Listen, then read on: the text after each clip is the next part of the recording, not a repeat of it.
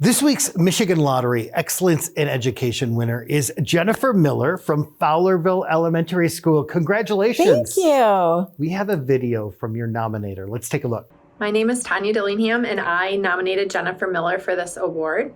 She has served in several different roles throughout our district, and her current position as an academic interventionist, she impacts students kindergarten through second grade. She not only is an advocate for every single student that walks through her door, she goes above and beyond to be a support to her colleagues and inspires us to be the best educators that we can be on a daily basis. And she is so very deserving of this award. Oh my goodness. Jennifer, what was going through your mind? How grateful I am that I get to work with Tanya and other people like her, because that's what makes my job amazing, the whole community. So tell us about your role as an academic interventionalist. Well, I started as a teacher. I've been teaching for about 20 years. And I really focused in on what it takes to help a child who's struggling to read to become a great reader.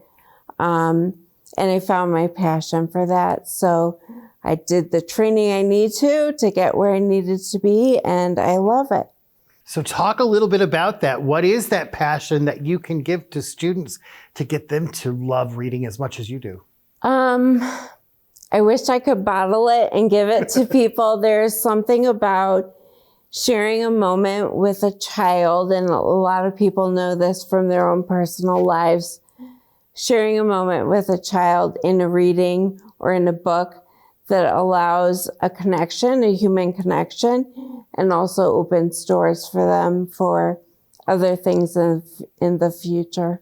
What I love about that story is I remember when I read a book for the first time and was so excited to tell my teacher about reading. But what's that like for you when a student says that? I mean, it's amazing because you're able to share in that same delight every time. And working to help a student to feel that feeling, you know it's going to be something that carries on. So I understand that you like to have your kids productive struggle. What does that mean? So, I mean, that's life, right? We have a goal. We want to get there. We have to work to get there.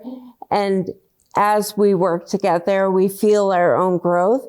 And when we reach that goal, we can have our own pride, and that is shared with others around us.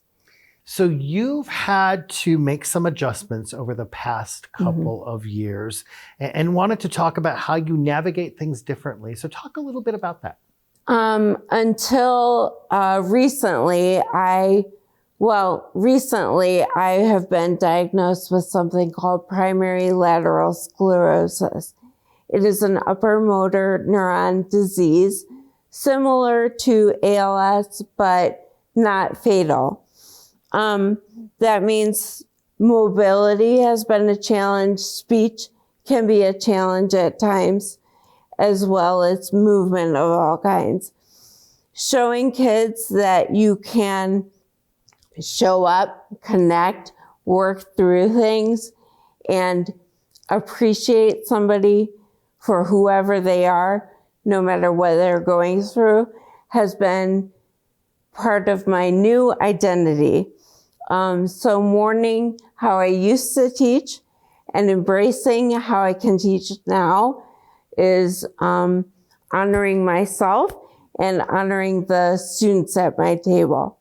Talk about the students and how they're reacting to it. The students love the wheelchair.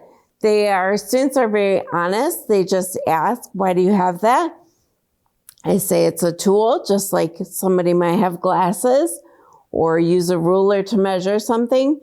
We all have things that we need in order to do what we want to do and meet our goals. The kids love when I put some kind of decoration on the handle, like a rubber duck or something.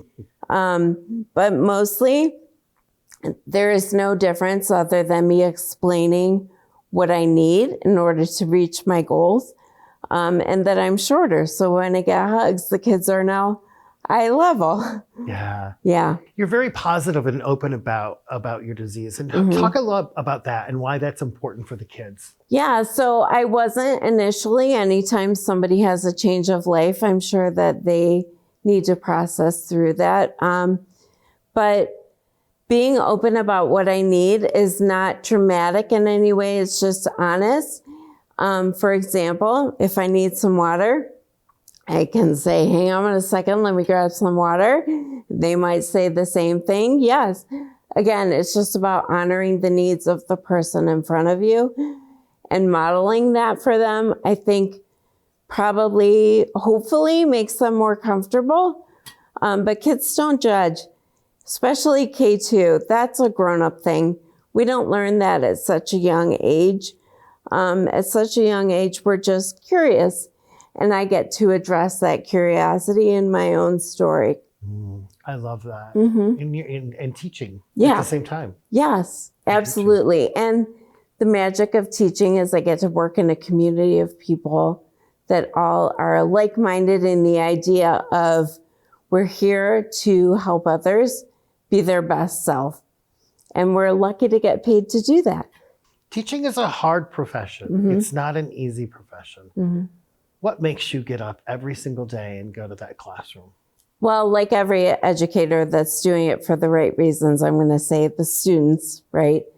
I just love what I do. Like, I get to hang out with the coolest young people and the coolest adults as well. Again, we're all working for the same goal, which is to help students be their best selves, whatever that looks like. So it's really easy to get out of bed knowing that you're hopefully going to leave people better than you found them. Fast forward 20 years from now, you run into a former student.